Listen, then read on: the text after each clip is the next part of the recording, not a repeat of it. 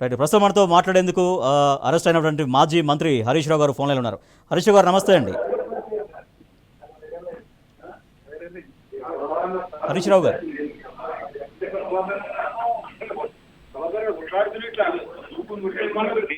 హరీష్ రావు గారు వినబడుతుందండి.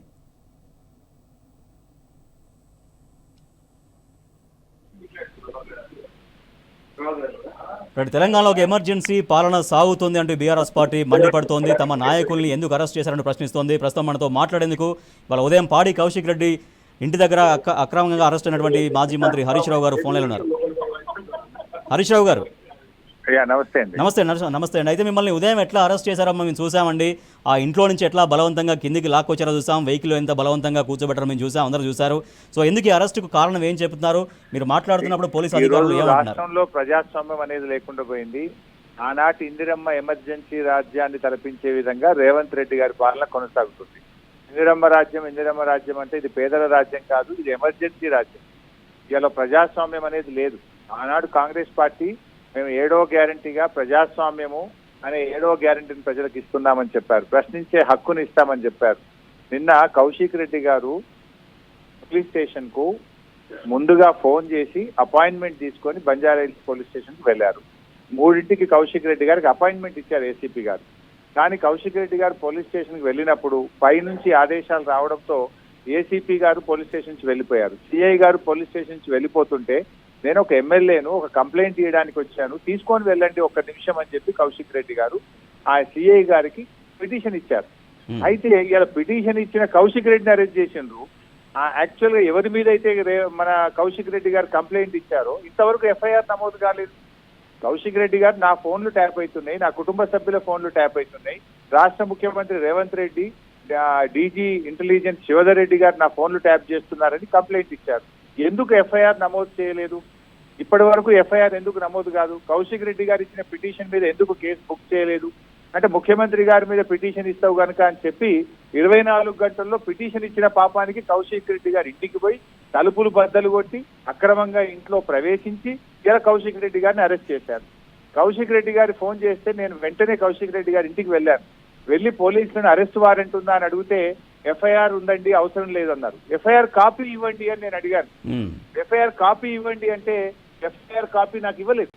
ఇవాళ ఎంత దుర్మార్గంగా వ్యవహరిస్తున్నారంటే ఎవరినైనా అరెస్ట్ చేయాలనుకుంటే ఎఫ్ఐఆర్ అయితే ఆ ఎఫ్ఐఆర్ ను వెంటనే ఆన్లైన్ లో పెట్టాలి అని రాష్ట్ర ఉన్నత న్యాయస్థానాలు చెప్పింది.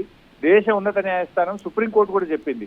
ఎవరి మీదనైనా కేసు పెడితే వెంటనే ఆ ఎఫ్ఐఆర్ ను ఆన్లైన్ లో పెట్టాలి అన్నారు.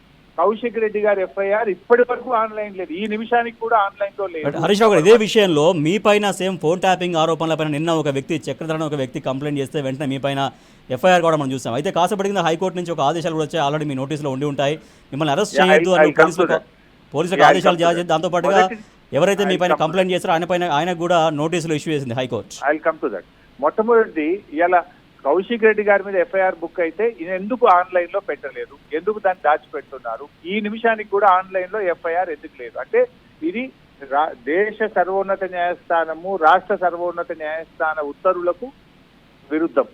ఈ చట్టమే చెప్తుంది ఎవరి మీద ఎఫ్ఐఆర్ చేసినా వెంటనే ఆన్లైన్ చేయాలని. 2, అరెస్టు చేసినప్పుడు వారి కుటుంబ సభ్యులకు ఎఫ్ఐఆర్ కాపీ ఇచ్చి ఎందుకు అరెస్ట్ చేస్తున్నారో చెప్పాలి. కానీ ఇలా కౌశిక్ రెడ్డి గారిని అరెస్ట్ చేసేటప్పుడు కుటుంబ సభ్యులకు ఇంతవరకు ఎఫ్ఐఆర్ కాపీ ఇవ్వలేదు. నేను ఆయన కొలీగ్ ఎమ్మెల్యేగా పార్టీ నాయకుడు అక్కడికి వెళ్ళి ఆ అరెస్ట్ చేయడానికి వచ్చిన పోలీసులను ఎఫ్ఐఆర్ కాపీ ఇవ్వండి అని అడిగితే మాకు ఎఫ్ఐఆర్ కాపీ ఇవ్వలేదు. అంటే అసలు రాష్ట్రంలో రాజ్యాంగం కానీ చట్టం కానీ లేదు, మొత్తం ప్రజాస్వామ్యం కూని అయిపోయింది. ఎఫ్ఐఆర్ కాపీ ఆన్లైన్ లో పెట్టరు, అరెస్ట్ చేస్తే కుటుంబ సభ్యులకు ఎందుకు అరెస్ట్ చేశారో చెప్పరు, ఎఫ్ఐఆర్ కాపీ కూడా ఇవ్వకుండా ఇవాళ చేస్తున్నారు. కౌశిక్ రెడ్డి గారు ముఖ్యమంత్రిని ప్రశ్నించడం తప్ప ఇలా బీఆర్ఎస్ పార్టీ అడుగడుగున ఈ కాంగ్రెస్ తప్పిదాలను ప్రశ్నించింది. రుణమాఫీ విషయంలో నువ్వు ఫెయిల్ అయినవని ప్రశ్నించింది. లగచర్లలో అక్రమంగా గిరిజనుల భూములు గుంజుకుంటే గిరిజనుల పక్షాన బీఆర్ఎస్ పార్టీ పోరాటం చేసింది. నిరుద్యోగ యువత 2 లక్షల ఉద్యోగాలు ఏమైనాయి? జీవో 29 రద్దు చేయాలి, ఎస్సీ ఎస్టీ బీసీలకు న్యాయం చేయాలంటే నిరుద్యోగ యువతకు బీఆర్ఎస్ పార్టీ అండగా నిలబడ్డది. మేము ఎవరికైతే అండగా నిలబడుతున్నామో ఇలా అక్రమ కేసులు పెడతా ఉన్నావు అంటే ప్రజల పక్షాన మేము నిలబడద్దా? ప్రజాస్వామ్యం లేదా? నువ్వు ఆ రోజు ఏం మాట్లాడినావు, ఇవాళ ఏం చేస్తా ఉన్నావు అని మేము బీఆర్ఎస్ పార్టీ ప్రశ్నిస్తా ఉంది. అదే విధంగా మీరు ఇందాక అడిగినట్టు నా మీద కేసు పెట్టినటువంటి ఎవరైనా ఒక వ్యక్తి, ఎవరైతే కనీసం క్యారెక్టర్ లేనటువంటి వ్యక్తి దొంగ నోట్ల కేసులో కావచ్చు, లేకపోతే ఒక దళిత మహిళ రేప్ కేసు విషయంలో కావచ్చు, నిరుద్యోగ యువతకు ఉద్యోగాలు ఇస్తానని మోసం చేసిన ఒక చీటర్ గా పేరున్న వ్యక్తి కంప్లైంట్ ఇస్తే 24 గంటల్లో నా మీద కేసు నమోదు చేసిండు. మరి బాధ్యతాయుతమైన ఒక ఎమ్మెల్యే కౌశిక్ రెడ్డి ఫిర్యాదు చేస్తే ఎందుకు కేసు నమోదు చేయరు? ఒకే బంజారాహిల్స్ పోలీస్ స్టేషన్ పరిధిలో, అదే డీసీపీ పరిధిలో ఒక చీటర్ కంప్లైంట్ ఇస్తేనేమో ఎఫ్ఐఆర్ నమోదు చేస్తారు, ఒక బాధ్యతాయుతమైన ఎమ్మెల్యే ఇస్తేనేమో ఎఫ్ఐఆర్ నమోదు చేసి ఎందుకు దాని మీద ఎంక్వైరీ చేయరు? అంటే ఇది ఎక్కడి న్యాయం, ఇది ఎక్కడి ప్రజాస్వామ్యం అని చెప్పి మేము ఈరోజు అడుగుతా ఉన్నాం. 6 గ్యారంటీలు తుంగలో దొక్కి 7వ గ్యారంటీ అరెస్టులు అమలు చేస్తున్నారు. 7వ గ్యారంటీ వీళ్ళు ప్రజాస్వామ్యం అన్నారు, కానీ జరుగుతున్నది ఏంటంటే 7వ గ్యారంటీ కింద అరెస్టులు, నియంత పాలన ఈ రోజు ఈ రాష్ట్రంలో కొనసాగుతా ఉంది. ఇలా కౌశిక్ రెడ్డి గారి అరెస్ట్ ను బీఆర్ఎస్ పార్టీ తీవ్రంగా ఖండిస్తా ఉంది.